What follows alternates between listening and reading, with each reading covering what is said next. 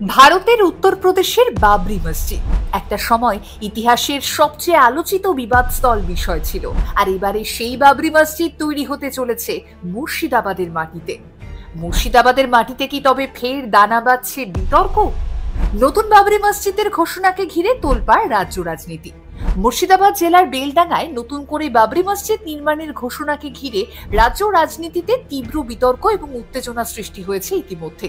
ভারতপুর বিধানসভার বিধায়ক হুমায়ুন কবির এই নির্মাণের উদ্যোগ নিয়েছেন এবং আগামী 6 ডিসেম্বর অর্থাৎ বাবরি মসজিদ ধ্বংসের বার্ষিকী তিথিতেই এর ভিত্তিপ্রস্তর স্থাপনের ঘোষণাও করেছেন। বিধায়ক হুমায়ুন কবির সংবাদ মাধ্যমকে জানিয়েছেন, মুর্শিদাবাদের সংখ্যালঘু সম্প্রদায়ের মধ্যে জমে থাকা ক্ষোভ প্রশমিত করতেই তার এই সিদ্ধান্ত। তার দাবি, মুসলিম সমাজের বিশিষ্ট ব্যক্তিবর্গ এবং ধর্মগুরুদের উপস্থিতিতেই এই শিলান্যাস অনুষ্ঠান সম্পন্ন হবে। আর এই মসজিদ নির্মাণে প্রায় 3 বছর সময় লাগবে। এই ঘোষণার সমর্থনে ইতিমধ্যেই বেলডাঙ্গা অঞ্চলে পোস্টারও লাগানো হয়েছে। তবে এই ঘোষণার পরপরই এই বিষয়টি এক নতুন করে জটিলতার মুখে পড়েছে। যেই জমিতে মসজিদ নির্মাণের পরিকল্পনা করা হয়েছে সেই জমির মালিক তাজিমউদ্দিন চৌধুরী ওরফে মিলন প্রকাশ্যে আপত্তি জানিয়েছেন। স্পষ্টতই বলেছেন তিনি তার এই জমি বিক্রি করবেন না এবং বিধায়কের পরিকল্পনা তার কানে আসার পরপরই তিনি জমিতে বেড়া দেওয়ার কাজও শুরু করেছেন। জমির মালিকের এই আপত্তির ফলে নির্মাণ কাজ শুরু হওয়া নিয়েও সংশয় দেখা দিয়েছে।